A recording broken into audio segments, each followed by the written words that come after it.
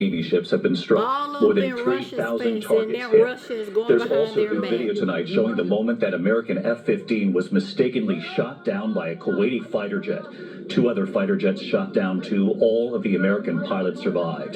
ABC's chief foreign correspondent Ian Pannell on the president's new demand tonight for Iran. And this new concern, Russia is now helping to target U.S. troops. Tonight, President Trump demanding Iran's unconditional surrender as the US and Israel intensify attacks. And in an alarming new development, sources telling ABC News the US believes Russia has been providing Iran with the locations of American troops in the region, including aircraft and ships. Just today, Iranian missile debris igniting this fire at a military base in Kuwait, where US troops are stationed.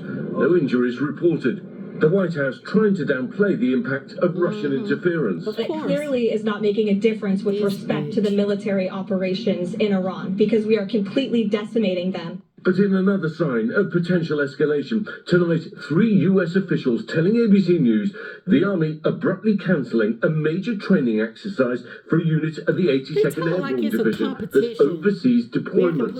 That move fueling speculation the 82nd Airborne, the Pentagon's premier ground combat unit, may be getting ready to deploy to the Middle East if needed. But officials stress there are no orders to deploy right now. Iranian officials warning thousands of lives would be lost if the US send in ground troops. Tonight, with the world's largest aircraft carrier, the USS Gerald Ford, now moving into the Red Sea, the Pentagon saying the US has struck more than 3,000 targets in Iran. Israel releasing dramatic new video. 50 fighter jets striking the late Ayatollah Khamenei's underground bunker complex in Tehran. Israel saying senior Iranian officials were still using it, but no word on the fate of those inside.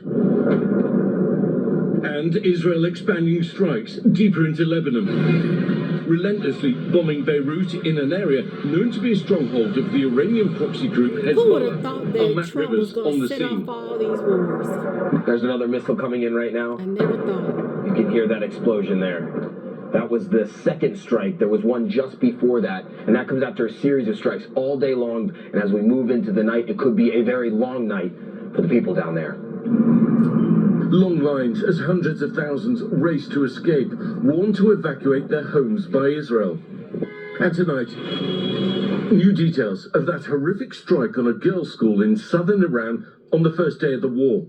Iran saying 168 people were killed. A child's textbook covered in blood in the aftermath. Sources say that while the US investigation into the incident remains ongoing, officials believe it's possible American forces are responsible for the attack because they were conducting strikes in the vicinity of the school at the time of the incident.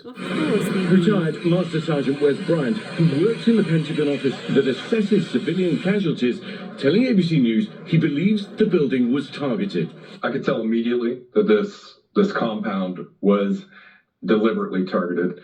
I know since we've seen at least 7 different target points that were individually targeted by munitions within this compound, very clearly. Israel says its forces weren't operating in the area.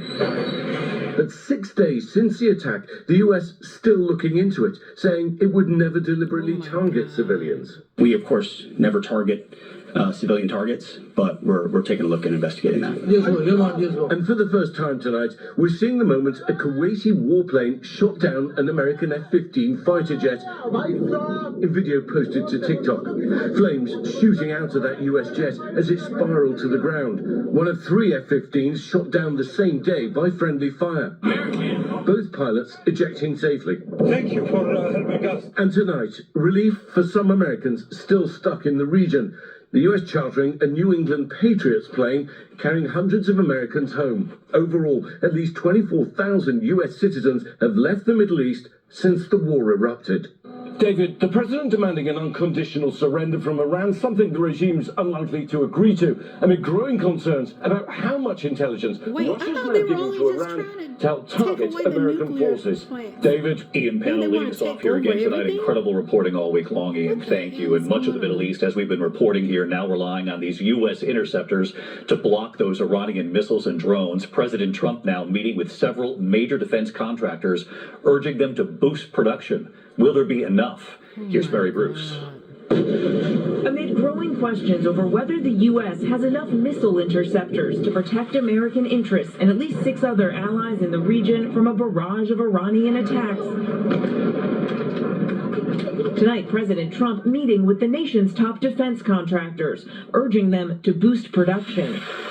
The president has given no clear timetable for how long the war will last, but now says the end will require Iran's, quote, unconditional surrender. What does the president mean when he calls for unconditional surrender? Is he saying that the regime has to fully relinquish control? What the president means is that when he, as commander-in-chief of the U.S. Armed Forces, determines that Iran no longer poses a threat to the United States of America and the goals of Operation Epic Fury has been fully realized, then Iran will essentially be in a place of unconditional surrender. Press Secretary Caroline Leavitt saying it doesn't much matter whether Iran actually says it surrenders or not. Tonight, the president telling Axios unconditional surrender could be that the Iranians announce it, but it could also be when they can't fight any longer because they don't have anyone or anything to fight with.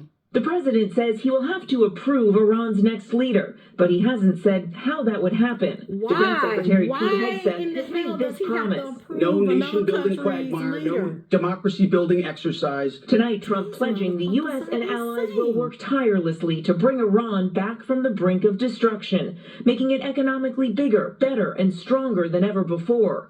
Adding, make Iran great again. The White House posting hype videos on their official X account, interspersing images of deadly American attacks with cartoons. You want to see me do it again? Action movie clips, and video games. Tonight, Democratic Senator Tammy Duckworth, who received a Purple Heart after losing both her legs in Iraq, posting, "War is not a video game. 6 Americans are dead and thousands more are at needless risk because of your illegal, unjustified war." And President